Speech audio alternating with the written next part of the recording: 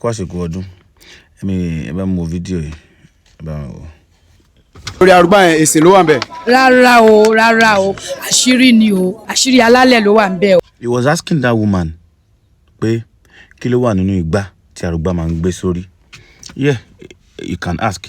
Ethic of your job entails asking of questions, but there are questions as Omoluabi, as Omo Yoruba. Yeah, you are developing your YouTube channel, your content, I know, but there are questions that kò yẹ kí iṣẹ́ Yorùbá níta bá rán ní iṣẹ́ ẹrú máa fi tọmọ jẹ ni. Tí orí bá rán wọn iṣẹ́ kan, sometimes àtúwò edit ẹ̀ pé báwo ni kí n ṣe jẹ́ṣẹ́ tó ríran mi. You understand? Iṣẹ́ oríran ẹ ló ń ṣe, ṣùgbọ́n there are questions you don't ask. Yeah, you can't just come across you on the road and say maybe you are working with your wife, you or your Adams, like maybe your wife is pregnant. You now said, you now ask you, arákùnrin, ṣé obìnrin ló wà nínú oníyàwó yín àbókùnrin? Your answer should be èwo ló fẹ́ lò ń bẹ̀. So there are questions you don't ask. This is festival. I was expecting you to ask questions like that will be like, okay, only because me to pọ̀ but let me read. I think it is not right because àwọn ní lápàlápà lẹ́nu tó wọ́n ní tọmọnà lẹ́nu yìí tó gbé ẹ̀sìn sórí, all the extremists. I have Muslims and Christians as friends that are not gullible, but there are a lot of people on this black cap that are gullible. I'm my yinsin. One was saying Ojoro. I saw the video. Ojoro. Essentially, she family who they are missing things together. Everything to downplay the effort of it is what they want to do. Ojoro, it's none of your business. But Ojo Baron Lay, you cannot believe to marry. So they are always finding a fault in everything we do as Onisha. The way some of Onisha no man what fault in no kota Muslim but do me and do you. If you are living in a glass house, you don't throw stones. And I like the fact that they are taking back their appeals. So what in So that question is right according to your own work ethics, but it doesn't sit where in Ìṣẹ̀ṣe tó ti délé ayé àwa ò mọ nǹkan tó ń dì sí bẹ́tà wa ti máa ń lọ sọ́dún mi rò pé wà mọ nǹkan tó àwọn tọ́jọ́ dì í tó yẹ tó bá ń kọrin kan dì fa ẹni tó bá gbẹ́rù ní sọ ni tó bá gbẹ́rù lórí ẹ̀ ló ń sọ àwọn tọ́jọ́ dì í àwọn ìṣòro ọbẹ̀ ló mọ nǹkan táwọn dì síbẹ̀ àwọn that know is nǹkan tí ó wà illegal ló máa wà ń bẹ̀. Because we don't do legalities in Ìṣẹ̀ṣe. So I understand you're trying to let the world see the beauty of Ìṣẹ̀ṣe, but it will turn to another thing. See this Wasila issue in Ibadan. Ó ti pẹ́ ataye bàbá wọn yẹn Ajagbe lot in charity. If they give these people chance to do totally fún Muslim ní one plot ládùúgbò kan bó ṣe máa dominate àdúgbò yẹn, they always understand them. So and it's normal thing. And this thing is not the fault of Muslims. It has been like that, even in religion, even in Christians. Go to every state in Yoruba land, in almost, I don't know, other parts, but around Holy Trinity Catholic School, Kinikan Catholic schools, they came prepared. While our elders, our ancestors were busy trying to develop our culture and anything and try to let's live in culture, our own ways of life, they are buying, they are beating, they are penetrating with education, and what they are doing is, it's very important, it's right, because they are trying to make it they are trying to, okay, you need láti fún ní nǹkan tó ju nǹkan tó wà lọ́wọ́ ẹ̀ làbí nǹkan tó wà attractive.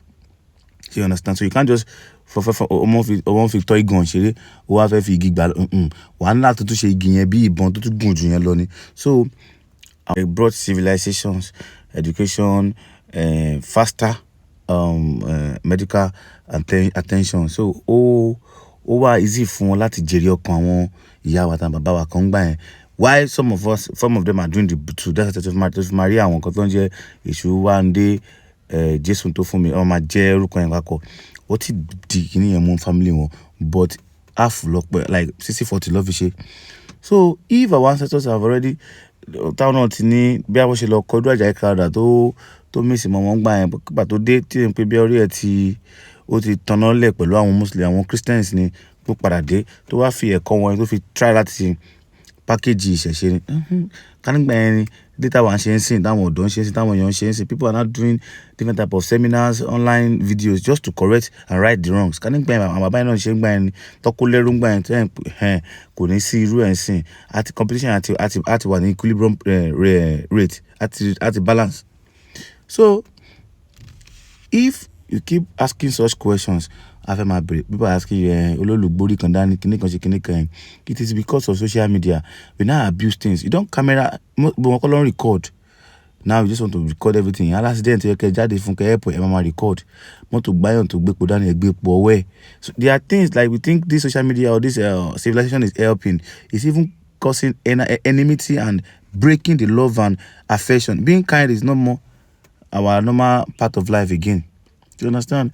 That aside, I saw a video too about Ataoja. I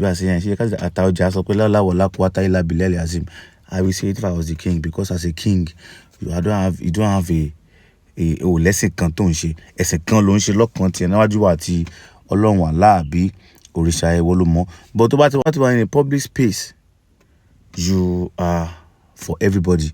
Ọba nìyẹn, alóba lórí ohun gbogbo. So he said, governor wa, he said láwọláwọlá kùátá, shalom shalom, àlàáfíà àlàáfíà.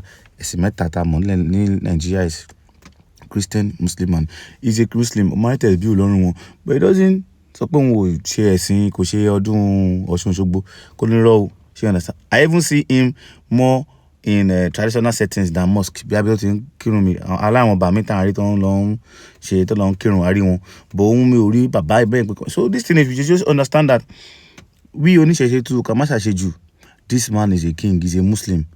So torí kó tó wá jọba yẹn kó wá fẹ̀sìn yẹn lẹ̀, no tradition lọ́jọ́ kò lé lórí. So this man, so ẹ má jẹ́ ká tún wá máa fi ká tún máa pè àwọn tó tún ṣe ká tún máa jẹ́ kó sún wọn.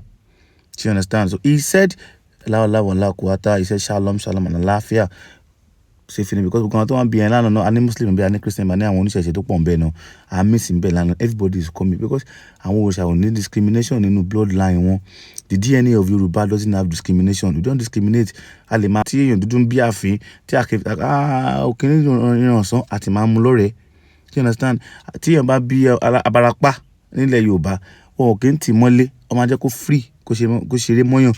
Because we believe in oneness and unity. Now another thing about Showore's post about Aruba or no Aruba. Thank God, yeah, Mama Lebu Bonti, was a video today go viral.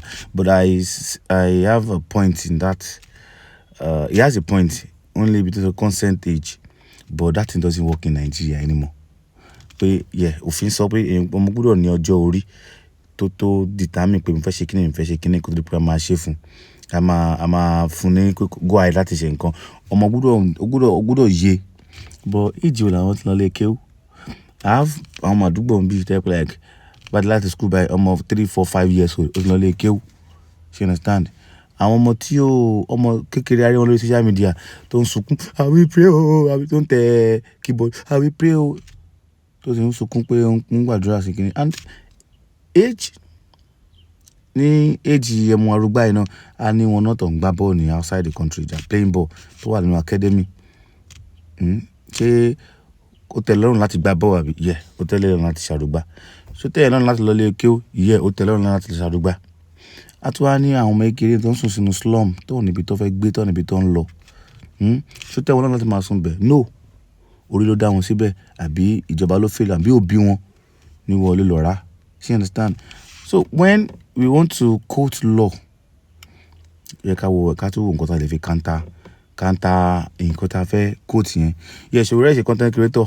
I've always say it because I see him as a good leader before. Like when my was saying push, but now ẹ̀gbọ́n ti ń diverse kúrò ní calling one. It's not like they are creating content. Yeah, you have to. I believe as a content creator, you have to do everything to be relevant. So if he's not a content creator, I think he should focus on what he's doing.